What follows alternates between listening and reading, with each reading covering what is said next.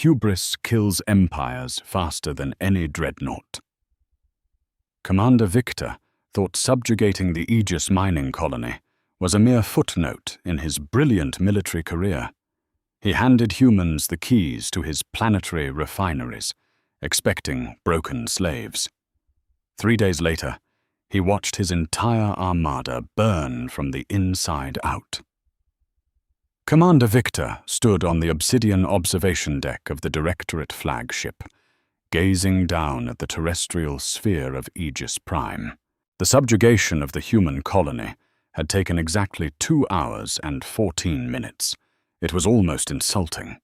Victor, a decorated veteran of the Directorate's expansion campaigns, had prepared for a grueling siege. He had authorized orbital bombardments, deployed mechanized infantry, and readied his medical bays for mass casualties. Instead, the humans had simply powered down their planetary defense grids and broadcasted an unconditional surrender before the first Directorate drop pods even breached the exosphere. "Cowards," Security Chief Gareth sneered, his heavy boots echoing on the metallic floor as he approached the command console. "Intelligence warned us that the human species was unpredictable, prone to irrational martyrdom. Yet they roll over at the first shadow of our fleet." Victor narrowed his eyes, adjusting the cuffs of his immaculate dark uniform. "Survival instinct is a universal language, Gareth. They looked at our plasma batteries and ran the mathematics. They chose life as laborers over death as heroes. It makes our job exponentially easier." The Directorate did not exterminate. They absorbed. Their empire ran on raw materials and the sweat of conquered species. The humans of Aegis Prime, a population of roughly 40,000 engineers, miners, and terraformers, were immediately processed and shipped off-world. Their destination was Tartarus 9, a volcanic, hostile moon dedicated to refining hypertritium, the volatile fuel that powered the Directorate's faster-than-light drives. Within 12 hours of the surrender, the human workforce was fitted with neural dampening collars, heavy biomechanical rings locked around their necks. The collars were designed to suppress aggressive neurological spikes, monitor biometric output, and, if necessary, detonate via remote command. Standing in the staging yards of Tartarus 9, Nathaniel Reed felt the cold metal of the collar press against his carotid artery. Nathaniel was the chief foreman of Aegis Prime, a man whose broad shoulders and calloused hands spoke of a lifetime of grueling physical labor. Beside him stood Chloe Simmons, the colony's lead systems architect, her sharp eyes scanning the monolithic, brutalist architecture of the Directorate refinery. "Keep your heart rate steady, Chloe," Nathaniel whispered, barely moving his lips. The roaring exhaust of the atmospheric scrubbers drowned out his voice to anyone standing more than a foot away, but the collars monitored vitals. Panic could trigger a pacification shock. "I'm fine, Nate," Chloe replied, her gaze fixed on the glowing blue conduits running along the refinery's vaulted ceilings. "Look at their energy grid. It's archaic, high yield, but entirely unshielded from localized feedback loops. They rely purely on brute force."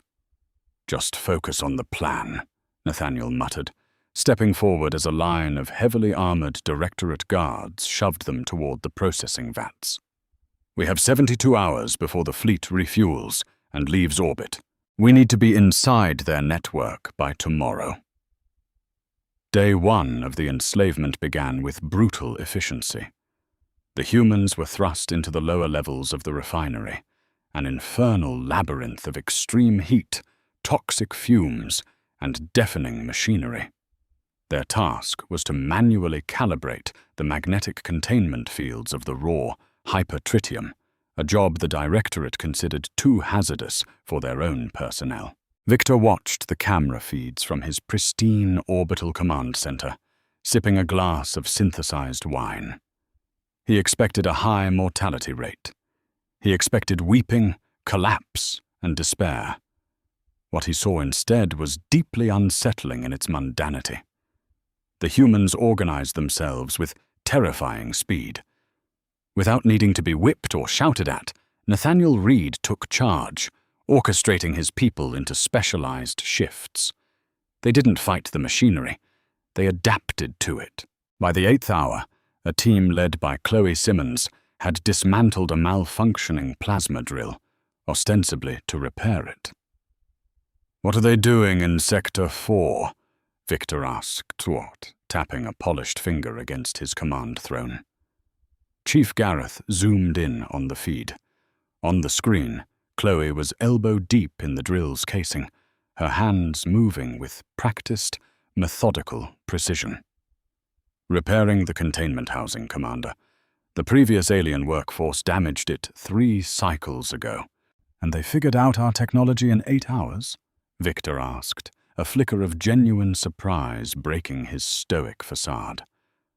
"They are a highly mechanical species, sir. Crude, but resourceful. Their efficiency is actually a benefit. We are already running at 90% of our daily quota, and the shift isn't even over."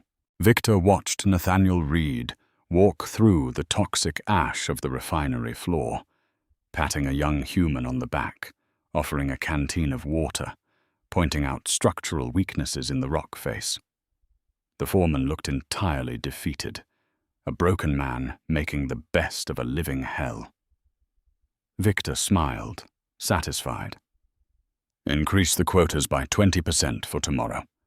Let us see how resourceful they truly are when their backs are against the wall." Down in the suffocating heat of Sector 4, Chloe wiped a mixture of sweat and industrial grease from her forehead. She slid the heavy casing back over the plasma drill and engaged the locking mechanisms. "It's done," she whispered to Nathaniel, who was pretending to inspect the drill bit. "Did you bypass the governor?" Nathaniel asked. "Better," Chloe smirked, her eyes gleaming in the dim red emergency lighting. "I didn't just bypass the mechanical governor. I tapped the drill's power cell directly into the frequency of our neural dampening collars.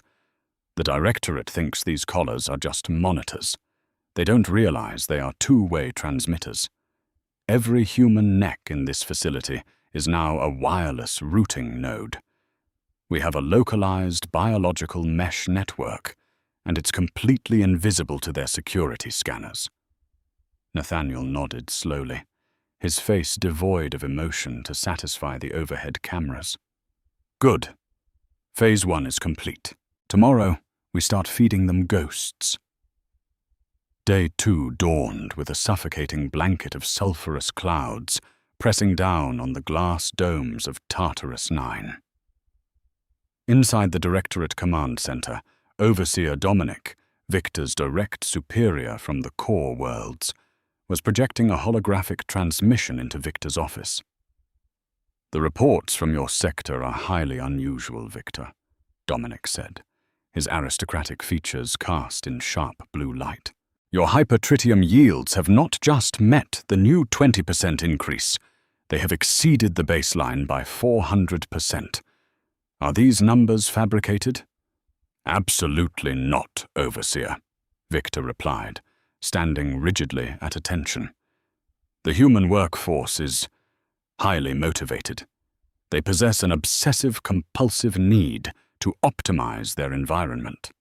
They have streamlined the refinement cooling process using rudimentary thermodynamic principles our own engineers overlooked."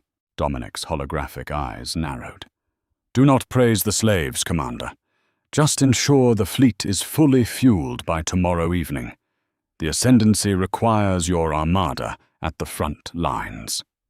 "It will be done, Overseer." As the transmission cut out, Gareth stormed into the office, a security datapad gripped tightly in his gauntleted hand. He looked agitated. "Commander," Gareth said, his voice tight. "We have a problem. Or at least I think we have a problem." Victor sighed, irritated by the interruption. "Speak, Gareth. Is it the humans? Have they rioted?" No, sir.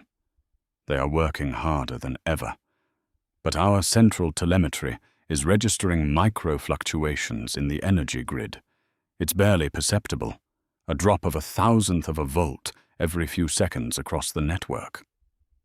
Machinery degradation, Victor dismissed, waving a hand. They are pushing the drills to 400% capacity. Of course, there will be power fluctuations. That was my initial thought, Gareth pressed, stepping closer to the desk. But the fluctuations are rhythmic. They form a mathematical sequence. Prime numbers, Commander. The power grid is stuttering in prime numbers. Victor's blood ran cold for a fraction of a second. He pulled the data padia from Gareth's hand and stared at the telemetry logs. The data was undeniable. The energy spikes weren't random. They were deliberate pulses. "Bring me the human foreman," Victor ordered, his voice dropping to a dangerous whisper. "Now." 10 minutes later, Nathaniel Reed was thrown violently into Victor's pristine office. The human hit the polished floor hard, his heavy boots skidding. He smelled of sulfur, sweat, and ozone. His hands were bound in magnetic cuffs, and the neural dampening collar flashed a warning red. Victor circled his desk, looking down at the kneeling human, like an entomologist studying a particularly repulsive insect. "Foreman Reed," Victor said smoothly. "You have been very compliant, very helpful. Your people have shattered our production quotas." "We just want to survive, Commander," Nathaniel said, his voice trembling slightly. He kept his eyes locked on the floor, the perfect picture of a terrified, broken slave. "You promised that if we worked, our families on Aegis Prime would be spared. We are just trying to prove our worth to the Directorate." Victor crouched down, suddenly grabbing Nathaniel by the hair and forcing his head up. "Then explain to me why my security chief believes your people are using our industrial equipment to broadcast an encrypted signal through my energy grid." Nathaniel's breath hitched. Sweat beaded on his temples. His heart rate, monitored by the collar, spiked dramatically. I don't know what you're talking about." "Signal. Commander, we are miners. We diverted auxiliary power from the cooling vents to supercharge the magnetic containment fields. It causes slight power draws. We had to do it to meet the 400% yield you demanded." "Do not lie to me," Victor roared, his composure shattering. He pressed a button on his wrist console, sending a sharp, agonizing electrical shock directly into Nathaniel's collar. Nathaniel screamed, his body seizing violently as he collapsed onto the floor, gasping for air. "Are you building a bomb, human?" Victor hissed, standing over him. "Are you attempting to sabotage the refinery?" "No," Nathaniel coughed, spitting a mixture of saliva and blood onto the pristine floor. "Check the containment logs. Check the cooling vents. If we didn't divert the power, the hypertritium would have melted through the crust. We saved your refinery, and you're torturing me for it." Victor glared at Gareth, who was hurriedly tapping at a console near the wall. "Commander," Gareth hesitated. "The human, he's telling the truth. I am looking at the thermal logs for Sector 4. The core temperature was rising to critical levels 3 hours ago. A manual power diversion was initiated. It matches the fluctuations exactly." Victor stared at the bloody, trembling human on the floor. For a moment, paranoia battled with his inherent arrogance. The human looked so pathetic, so entirely outmatched. The idea that this sweating, dirty creature could outsmart the Directorate's sophisticated security grid was laughable. Victor smoothed his uniform, regaining his composure. "It seems I owe you an apology, Foreman Reed. Your crude engineering has saved Directorate property. But let this be a lesson. Do not alter our systems without my direct authorization." "Understood, Commander," Nathaniel wheezed, struggling to his knees. "It won't happen again." As Gareth dragged Nathaniel out of the office, Victor turned his attention back to the massive window overlooking the refinery. He felt a twinge of unease, but he pushed it down. Tomorrow, the fleet would be fueled, and he would leave this miserable moon behind. What Victor didn't know, what he couldn't possibly fathom, was that Nathaniel Reed's terror had been a masterful performance. Deep in the subterranean depths of Sector 4, Chloe Simmons sat hidden behind a massive hypertritium storage tank. She held a makeshift terminal, cobbled together from drill parts and alien biometric scanners. The screen cast a pale green glow over her face. She watched the telemetry data stream in.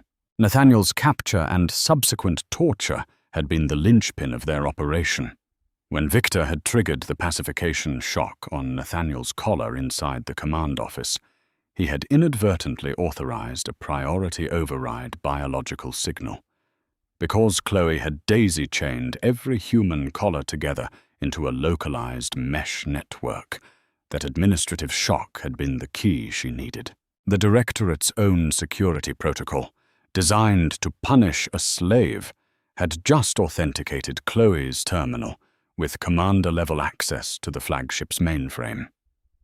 "He took the hit," Chloe whispered, her fingers flying across the crude keyboard. The prime number power fluctuations hadn't been a signal at all.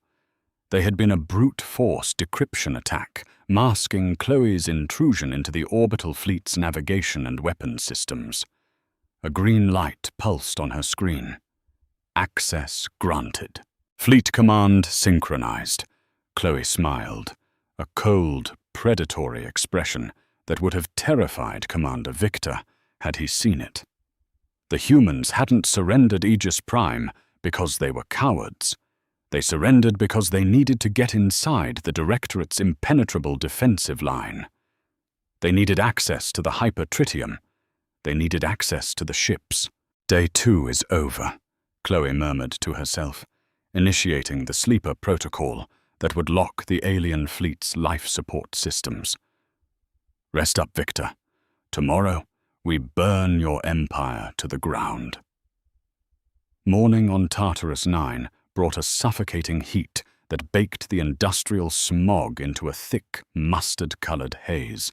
Inside the pristine, climate-controlled sanctuary of the Directorate flagship's bridge, Commander Victor Cross watched the massive orbital tethers detach from the planetary refinery below. The hypertritium transfer was complete. His armada was fully loaded, their massive, faster-than-light drives thrumming with raw, volatile power, ready to propel the fleet back to the front lines of the Ascendancy's war. Victor checked his chronometer and allowed himself a rare, self-satisfied smile. 72 hours. In exactly 3 days, he had conquered a human colony, relocated their entire working population, shattered his production quotas, and fully refueled his armada. It was a masterclass in military efficiency. He was already drafting the report to Overseer Dominic in his head, anticipating the commendations and the inevitable promotion to Fleet Admiral. "All support umbilicals retracted, Commander," Security Chief Gareth Hayes announced from the tactical station, his voice crisp.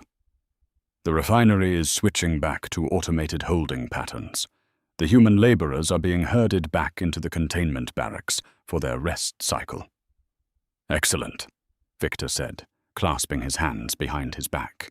"Leave a minimal garrison on the surface to maintain order. The humans have proven themselves docile, but I want snipers positioned on the guard towers just in case. Initiate pre-flight ignition sequences across the fleet. We jump to slipspace in 20 minutes. Down on the toxic, ash-covered floor of Sector 4, Nathaniel Reed was not heading to the containment barracks.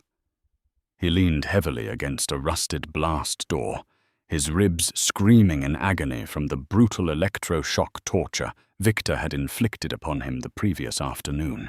The metallic tang of blood still coated his teeth, but his mind was razor-sharp, counting down the seconds with cold precision.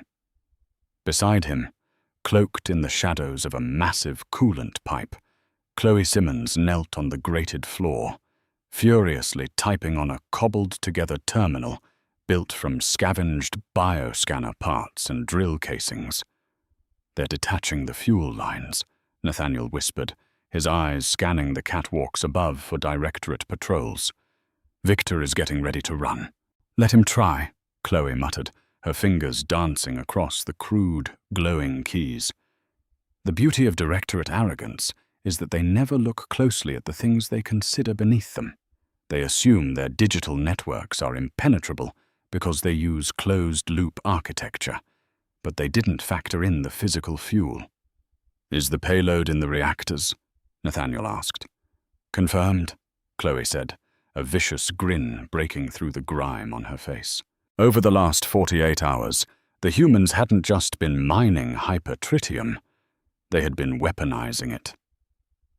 Using the priority override access Victor had unwittingly granted them during Nathaniel's torture, Chloe had embedded a complex magnetic cipher into the fuel refinement process.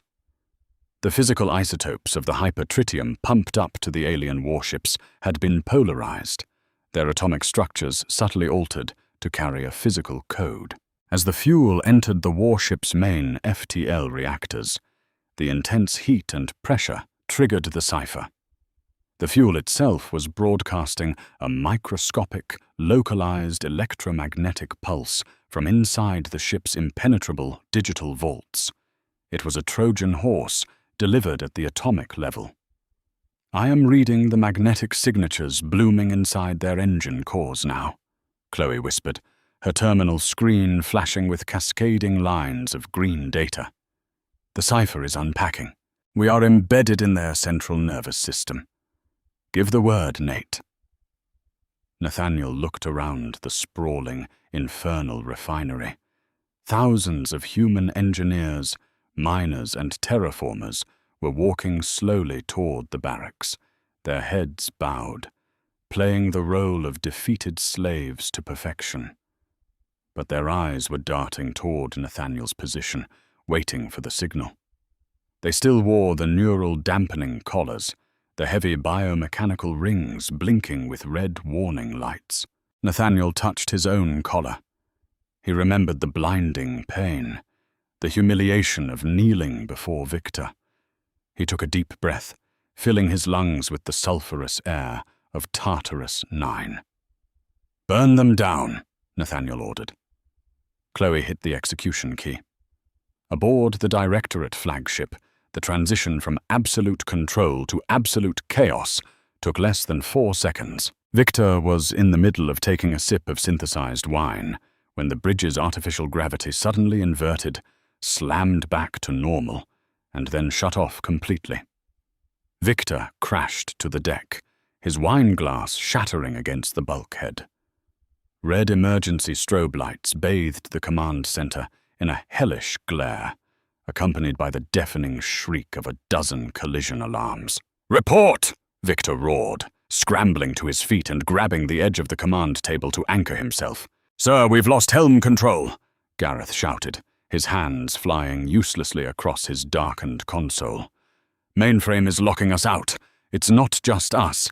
The entire fleet is broadcasting distress signals. FTL drives are spooling up, but the navigation coordinates are scrambling. Shut down the reactors. Manually override the ignition sequence," Victor commanded, panic finally cracking his aristocratic facade. "I can't," Gareth yelled back, his eyes wide with terror as he stared at the main tactical holoscreen. "The internal security protocols have been rewritten. The ship thinks we are the hostile boarding party. Life support is venting atmosphere on decks 4 through 9. The automated defense turrets inside the ship they are targeting our own crew." "Who is doing this?" Victor demanded, slamming his fist onto the unyielding console. Is it an ascendancy strike force? Where are they? It's not an external attack, Commander, Gareth whispered, his voice hollow. He pulled up a deeply buried telemetry log that was rapidly overwriting itself. The malicious code. It's coming from the engine room. It's coming from the hyper-tritium fuel itself. And the encryption key. It's registered to your administrative biosignature. Victor froze, the blood draining from his face. The memory of the sweating, bleeding human foreman, kneeling on his office floor, hit him like a physical blow. Check the containment logs, the human had begged. It hadn't been a plea for mercy. It had been a distraction. Before Victor could issue another order, the tactical screen shifted. The image of the fleet was replaced by a live video feed from the surface of Tartarus 9. Nathaniel Reed filled the screen. The grime and blood were still on his face, but the posture of the broken slave was gone. He stood tall, his eyes burning with an intensity that made Victor instinctively take a step back. Around Nathaniel's neck, the neural dampening collar beeped once, flashed from red to a steady, calm blue, and then popped open with a sharp mechanical hiss. It clattered to the grated floor. Across the entire refinery, 40,000 heavy metal collars disengaged simultaneously, raining down like a hailstorm of discarded iron. "Commander Victor Cross," Nathaniel said, his voice echoing through the comms of every ship in the Directorate Armada. "You came to our home. You threatened our families. You put chains around our necks and called us animals. You thought you could harness our labor because you consider yourselves gods." On the surface, the human workforce exploded into motion. This was not a mindless riot. It was a highly coordinated military strike.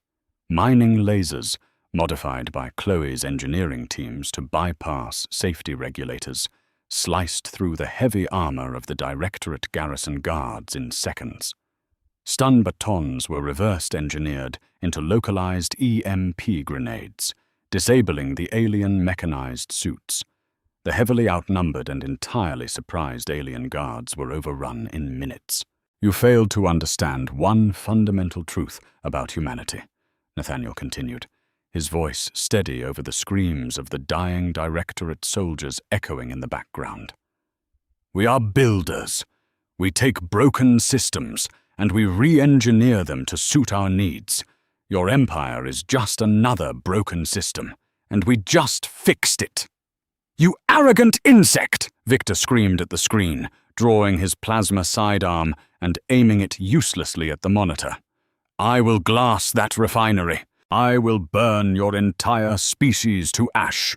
Tactical, fire all orbital bombardment cannons. Target Sector 4. "Sir, the cannons won't respond," Gareth cried out. "Wait. The dreadnoughts on our port flank. Their weapons arrays are coming online, but they aren't aiming at the surface, Commander." Victor looked out the massive obsidian observation window. Outside in the void of space, the heavy plasma cannons of 3 Directorate dreadnoughts were rotating, the massive barrels locked onto the flagship. "They're aiming at us," Victor whispered, dropping his sidearm. "I've locked your fleet's navigation systems into a localized gravity well, Victor." Chloe Simmons' voice chimed over the comms, cold and analytical. "And I've linked your warship's targeting computers to their own engine thermal exhausts.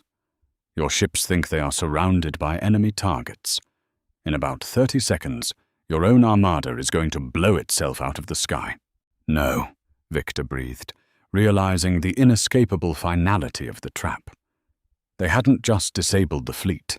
They had turned the Directorate's overwhelming firepower into a circular firing squad. "This is Foreman Nathaniel Reed of the independent colony of Aegis Prime." Nathaniel's voice returned, carrying a harsh, unyielding authority. "To the Directorate forces currently trapped in orbit, you have 20 seconds to abandon ship and launch your escape pods toward the surface. If you surrender, you will be processed and put to work in the refineries. We have a lot of rebuilding to do, and we have a very strict quota to meet." Victor stood paralyzed as the escape pod alarms began shrieking throughout his ship.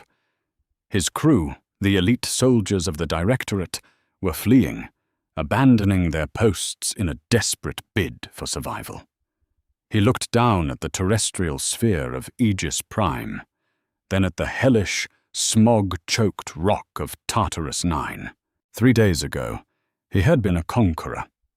Now, he was a prisoner, outsmarted by engineers and miners who had used his own hubris as the ultimate weapon. Outside the viewport, the dreadnoughts fired. Brilliant lances of superheated plasma tore through the void, silently slicing into the flagship's hull. Down in the control room of Sector 4, Nathaniel and Chloe watched the orbital feeds as the sky above Tartarus 9 lit up with the brilliant, artificial stars of exploding warships. The Directorate fleet, the terror of the quadrant, was eating itself alive in a spectacular display of fire and shattered metal. Chloe slumped back against the console, wiping a streak of grease from her cheek. "Well," she breathed, a tired smile spreading across her face. "That takes care of the night shift. What's next on the agenda, Foreman?" Nathaniel looked up at the burning sky, a profound sense of satisfaction settling deep into his bruised bones. "Next, Chloe, we take their surviving supply ships. We go back to Aegis Prime, and we prepare for the Directorate's retaliation." He kicked the broken neural dampening collar across the floor, the metal skittering away into the shadows. "Because when they come back, we're going to show them exactly what human engineering looks like on a galactic scale." So did you love this epic sci-fi tale of human resilience and brilliant engineering? If you want to see more stories where humanity proves we are the most dangerous species in the galaxy, please hit that like button. Don't forget to share this video with your fellow sci-fi fans and subscribe to the channel for weekly, high-stakes HFY audio dramas. Ring the notification bell so you never miss a rebellion. Leave a comment below on what human trait you think aliens underestimate the most.